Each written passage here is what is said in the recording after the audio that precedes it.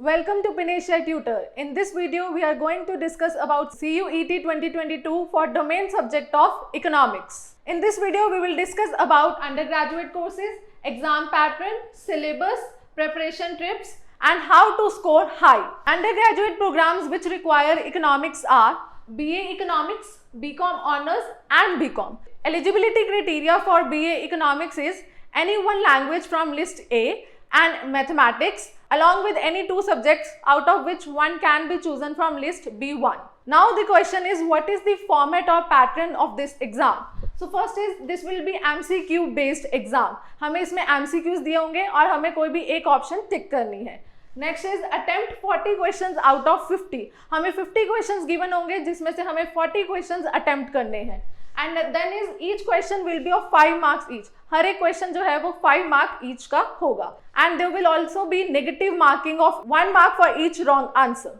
Then is time duration. Time duration will be 45 minutes. हमें 45 minutes दिए जाएंगे जिसमें हमें 40 क्वेश्चंस अटेम्प्ट करने हैं. Before moving on, I would like to tell you that you can join Pinesia Tutor for CUET 2022 for various different subjects. For any query, you can mail us or call us at pinesiatutor.com. Now we will discuss what will be the syllabus for economics. इसमें हम economics के 3 parts के साथ deal करेंगे. That is micro economics, macro economics and Indian economic development. हम start करेंगे micro economics से.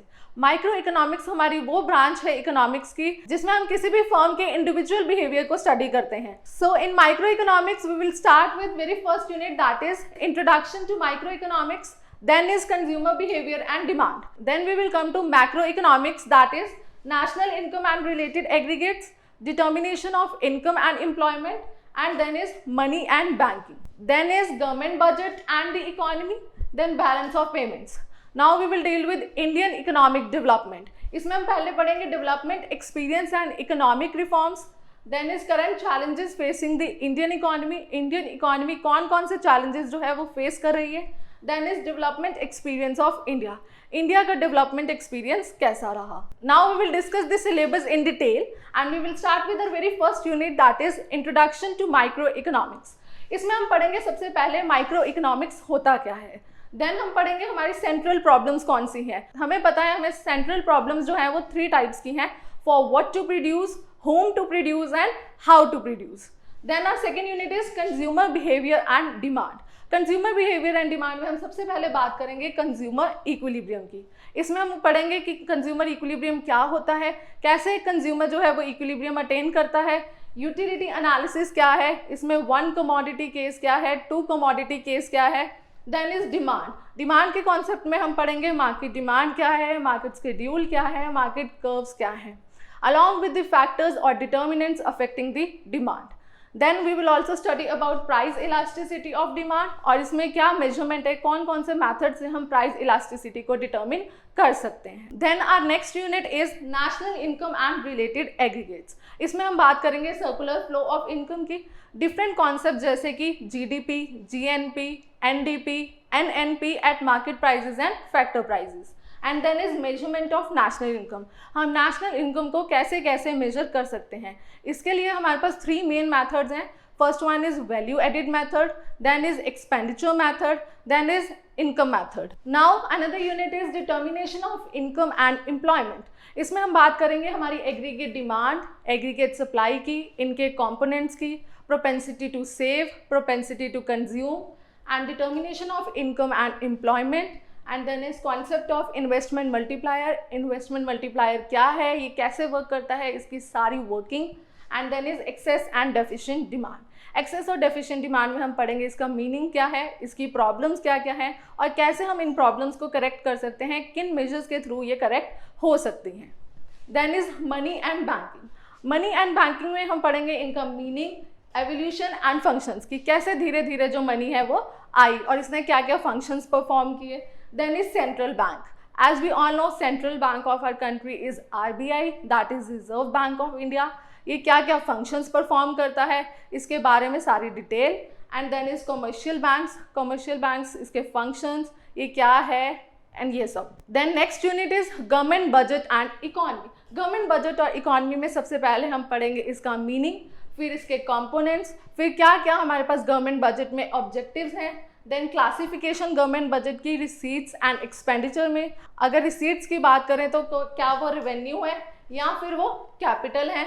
अगर एक्सपेंडिचर की बात करें तो हम ये चेक करेंगे कि क्या वो रेवेन्यू एक्सपेंडिचर है या फिर कैपिटल एक्सपेंडिचर है, या फिर हम देखेंगे क्या वो डेवलपमेंटल है या फिर नॉन डेवलपमेंट एक्सपेंडिचर है, या फिर हम चेक करेंगे कि वो प्लान्ड है या फिर अनप्लान्ड है।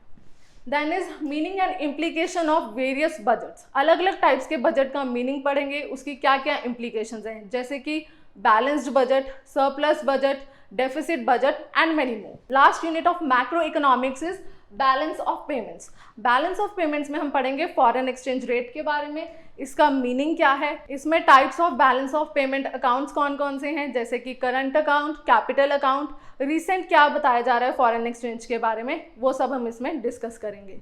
देन हम स्टार्ट करेंगे हमारी इंडियन इकोनॉमिक डेवलपमेंट में, जिसमें हम पढ़ेंगे इंडियन इकोनॉमी के बारे में कि कैसे इंडिया की इकोनॉमी है। तो उसमें हमारे पास फर्स्ट यूनिट है development experience and economic reforms.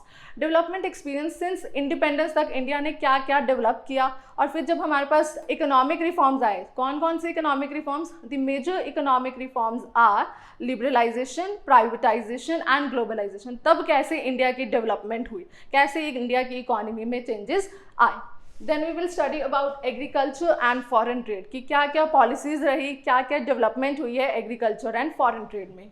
Then is current challenges facing the Indian economy, India की इकोनॉमी कौन कौन से चैलेंजेस जो है करंटली वो फेस कर रही है। सो इसमें हमारे जो मेजर चैलेंजेस हैं वो है poverty, employment, human capital formation, rural development, infrastructure and sustainable economic development. ये सब हम जो है वो करंट चैलेंजेस पढ़ेंगे इंडियन इकोनॉमी में। Then is development experience of India, India का डेवलपमेंट एक्सपीरियंस कैसा रहा, हम इसको कंपेयर करेंगे बाकी के नेबर्स के साथ। इसमें हम क्या करेंगे, इंडिया की इकोनॉमी को बाकी नेबरिंग कंट्रीज के साथ कंपेयर करेंगे। नेबरिंग कंट्रीज की बात करें तो हमारे पास आ जाती हैं जो इंडिया की नेबरिंग कंट्रीज, वो है चाइना, देन इज पाकिस्तान। तो इन सब का कंपैरिजन जो है हम वो भी डिस्कस करेंगे।